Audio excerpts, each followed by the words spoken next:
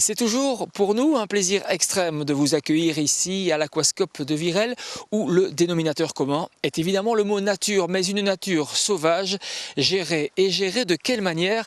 Par une équipe de passionnés. Parmi celles-ci, eh bien, on retrouve Anne Sandra, responsable des différents événements et qui est notre guide d'un jour.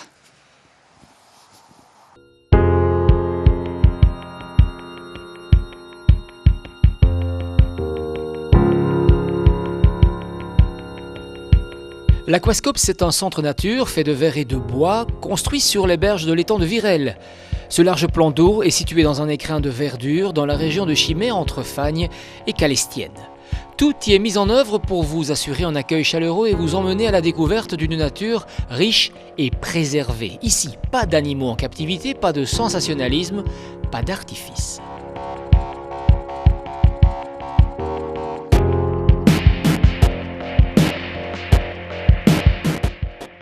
Anne, nous sommes donc à l'Aquascope de Virel. Alors y a-t-il plus bel endroit? Je vais poser la question autrement. Y a-t-il aussi bel endroit que celui-ci? On va se limiter au Hainaut. On va être chauvin, vous voulez ma réponse? Bien sûr, hein. Écoutez, moi je suis sous le charme depuis 20 ans et c'est vrai que chaque fois que je sors, quelle que soit la météo, quelle que soit la saison, voilà, je me dis que c'est beau, effectivement, quand on voit ce paysage, un plan d'eau de 80 hectares, les roseaux, les oiseaux, la forêt, les lumières qui changent tout le temps, bah oui, on ne s'en lasse pas.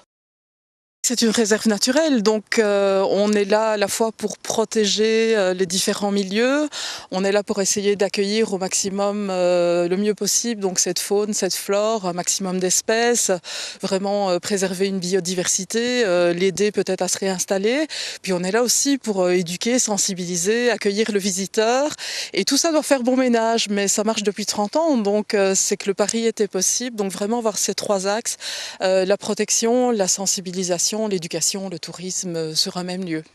Est-ce que vous pouvez nous rappeler succinctement ce que l'on peut voir, ce que l'on peut faire ici, ce que l'on peut voir surtout en termes d'espèces animales et végétales forcément? Alors beaucoup d'oiseaux d'eau, Oui. évidemment, avec un plan d'eau aussi grand. Donc certains oiseaux qui nous rejoignent au printemps pour nicher. Donc pendant tout l'été, on va voir effectivement les grands jeunes avec leurs parents. Donc des poules d'eau, des foulques, des canards de toutes espèces. Pour le moment, le martin pêcheur qui est partout, les hérons, les grandes aigrettes, des aigles pêcheurs. Enfin, il se passe toujours quelque chose. Il y en a beaucoup d'autres qui vont nous rejoindre ici à l'automne parce qu'on va se retrouver dans une période de migration.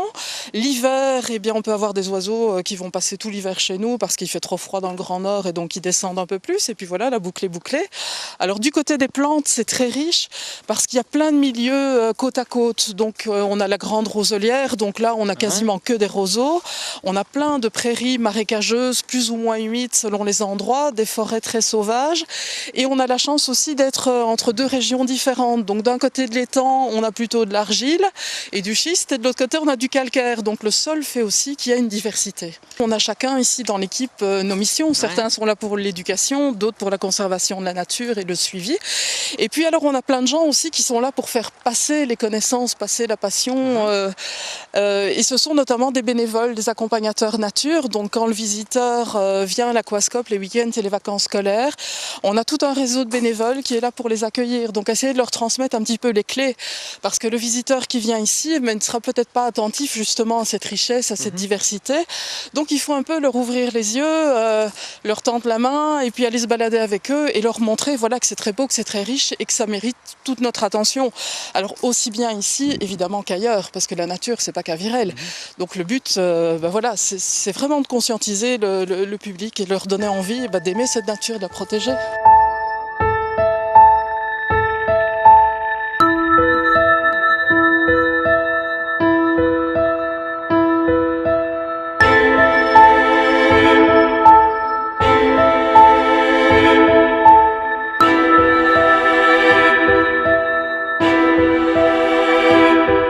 Un des grands classiques maintenant en automne, donc mi-septembre, c'est le Festival de l'Oiseau.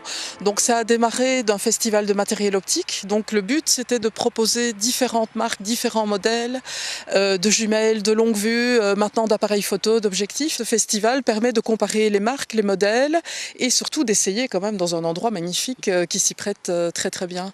Alors au-delà de ce festival de matériel optique, on a greffé bien entendu toute une série d'animations nature, de stands, de balades. On peut aller visiter la réserve naturelle. On part également côté français sur un autre lac, observer les aigles pêcheurs. On part à la découverte des champignons.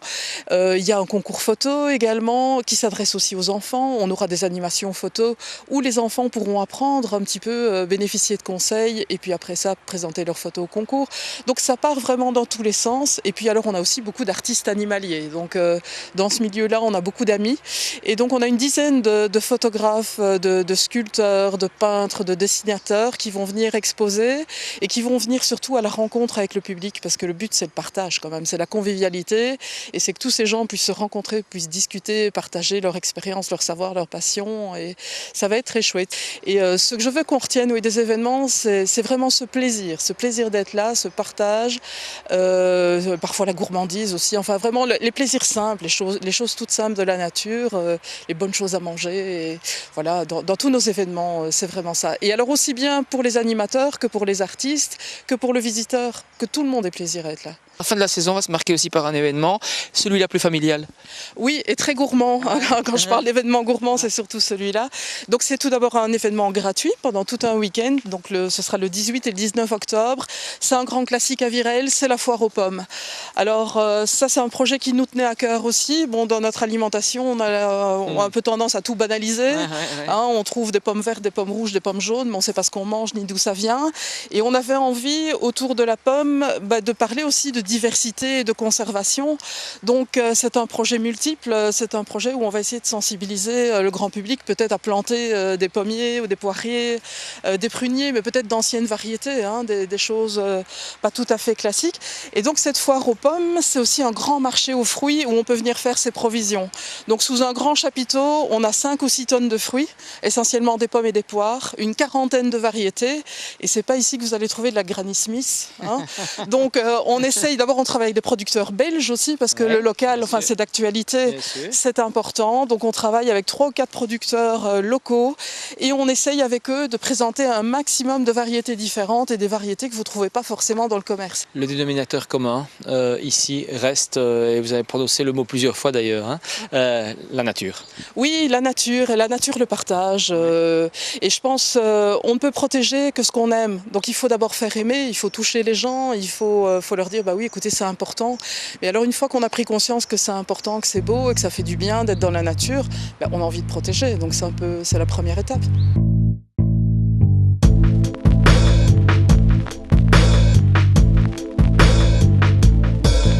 On arrive dans le jardin. Donc ce jardin est en voie de finalisation. Donc c'est le jardin des savoirs oubliés, le jardin de Millepertuis. Donc c'est tout un projet autour de l'ethnobotanique et donc des plantes sauvages et de leurs usages. Donc mes collègues et des bénévoles, aussi bien en France ici que dans la région, sont allés rencontrer des personnes âgées et leur demander ce qu'elles utilisaient comme plantes et pour quels usages. Donc est-ce que c'était pour la cuisine, pour se soigner, pour faire de la vannerie, pour faire de la teinture. Et donc on va retrouver ces plantes un petit peu par thématique dans le jardin qui sera vraiment, on va dire, effectif l'année prochaine. Et on a un bâtiment également en cours de construction, donc qui est la maison des plantes, qui accueille des formations, des stages, qui accueillera une bibliothèque. Enfin voilà, c'est encore un nouvel axe pour l'Aquascope. On passerait l'expression, c'est un peu facile, j'ai envie de dire niché au fin fond du site se cache cet hôpital, un hôpital un peu particulier. Oui, un hôpital pour oiseaux et mammifères sauvages qui s'est installé ici en 2007. Parce qu'il faut bien dire qu'en province du Hainaut, c'est un peu le désert en la matière. Il y avait autrefois quelque chose chez des bénévoles, chez des particuliers dans la région de Couvin. Et puis voilà, les personnes ont pris un peu d'âge. Puis après, il n'y avait plus de relais ici dans le coin. Et donc, en partenariat avec la région wallonne et quelques partenaires privés, on a eu l'occasion de retransformer le petit chalet qui est là-bas, qui était un ancien laboratoire laboratoire il y a une trentaine d'années. Donc ça, c'est le chalet infirmerie qui va s'agrandir cet hiver parce qu'à certains moments, il est un peu trop petit. Et puis, on a des grandes volières, ici, des volières d'envol parce que il faut que les pensionnaires ensuite se remusclent, parfois apprennent à chasser, etc. Et puis, on a des volières closes aussi. Et effectivement, cet espace est un peu retiré de la partie touristique du domaine parce que ça n'est pas visitable pour les promeneurs parce qu'il faut de la quiétude. Mais par contre, chaque année, on organise une journée porte ouverte au mois de juin. D'accord. Donc début juin, cette journée porte ouverte permet aux visiteurs de découvrir tout le fonctionnement du centre, que faire et ne pas faire si on trouve un animal sauvage blessé. Et donc là, il y a une grande journée et en plus, tous les bénéfices sont au profit du centre parce qu'on a besoin également d'argent pour faire fonctionner ce centre. Et lui-même fonctionne donc tous les jours de l'année, jours fériés, samedi, dimanche, de 9h à 16h ou 17h. Donc l'idéal, c'est de nous téléphoner avant de venir.